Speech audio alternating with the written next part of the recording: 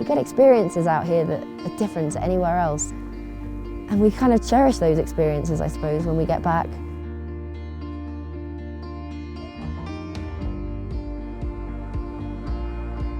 I'm climbing Everest because I think it's a really fascinating place. Of course, being the highest point on our planet, that makes it interesting. It's geographically interesting. But because of that, so much more has happened around it. It's historically interesting, it's culturally interesting. Those are the things that got me reading about it in the first place. And I realised that the reason they got to the top in '53 and they hadn't in the 20s or the 30s was predominantly due to the science and technology. As a scientist myself, I found that fascinating. And I wanted to look more deeply into the science that supports exploration. We've moved on now, it's 65 years since the first ascent of Everest. You know, ordinary people like me have a shot. It's not easy. It's the science and the technology that enables us to do that. For me, Everest is kind of a symbol of man's ingenuity and how we're able to support ourselves in these extreme environments.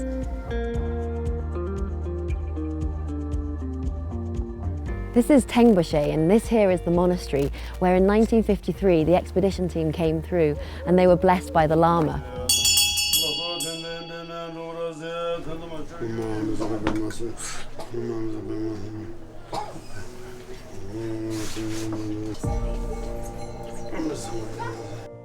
We flew into Lukla and it's about a 10-day walk up to base camp. I think we've just had our first view of base camp. Just over there we can see a cluster of tents.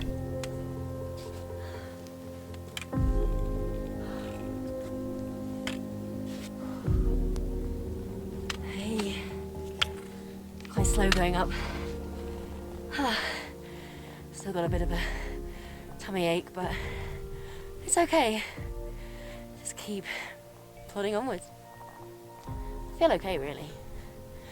Just going really slowly.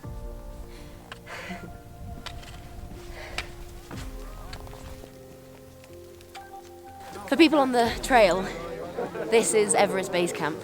So everyone's rejoicing here because for them, this is the end. They're on their way down now after this. For me, it feels like just the beginning.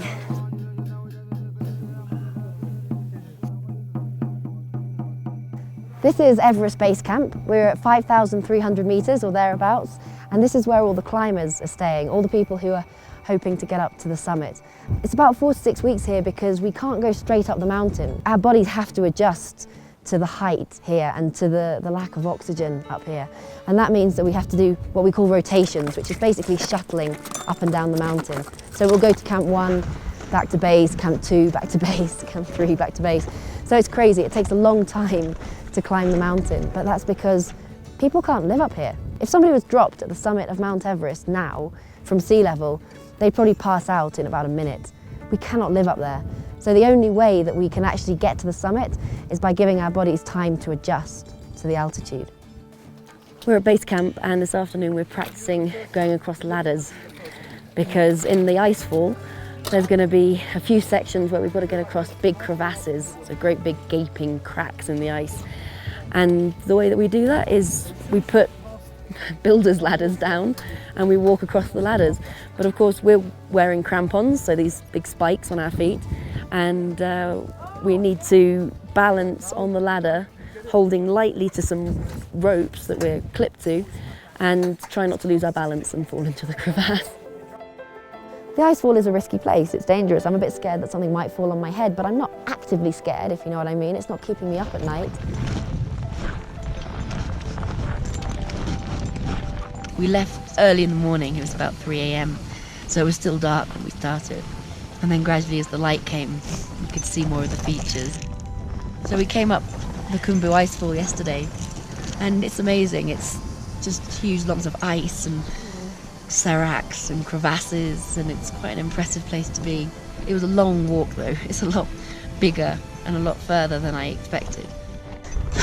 I can't allow myself to get that weak again because when I got into camp yesterday, I was just exhausted. We hadn't eaten enough, we hadn't drunk enough. We just flopped down into our tent and tried to, well, get some rest. But really we should have been doing this, boiling water, drinking. And that's really hard when you're that exhausted, so I can't let myself get that exhausted again.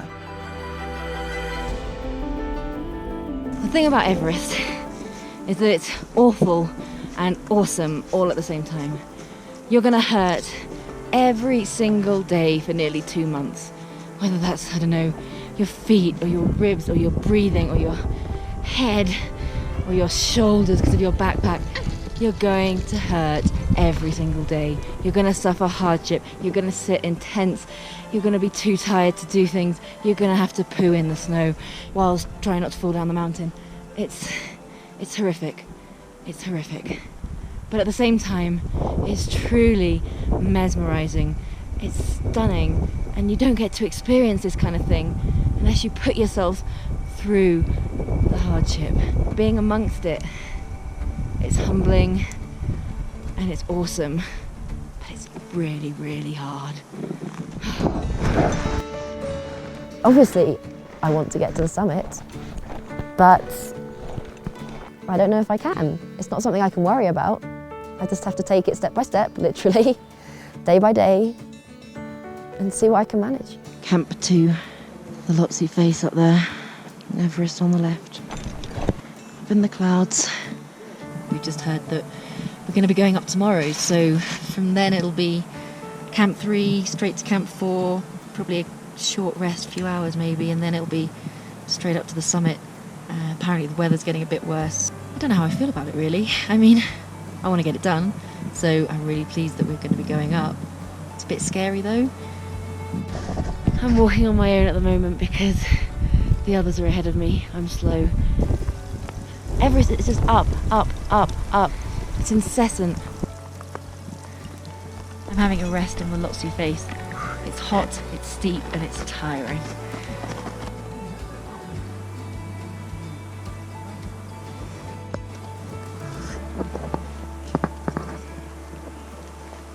This is our first trial of oxygen at Camp 3 in a messy tent, and I was getting a headache from the altitude, I think, so we decided to start breathing some oxygen. It's only a little bit at the moment, but hopefully it'll help us feel better.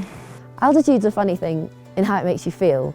As you go higher, the air pressure reduces, and that means that even though there's the same proportion of oxygen in the air, it's all thinner. So when we take a big lungful of air, that lungful contains fewer oxygen molecules than when we're down at sea level. So that means that our body's getting less oxygen. I'm at the South Col. It's windy. We walked up from 3 today with oxygen. As you can see, I'm not wearing the oxygen mask at the moment, so getting a bit out of breath. But it's lovely to be up here. That's the route. That's the way we're going in the morning. Actually, it's not even the morning. We're going in the night.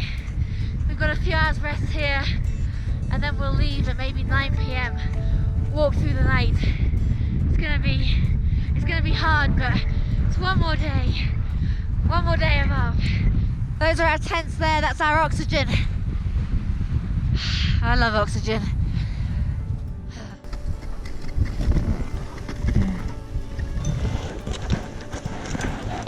Thank you.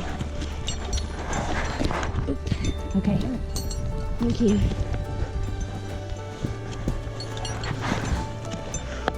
It's all okay. As a woman, the oxygen I was breathing had a greater effect on me than on the men because of my lower body weight.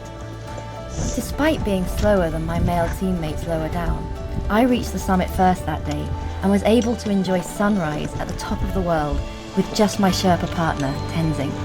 Sunrise on the summit of Mount Everest.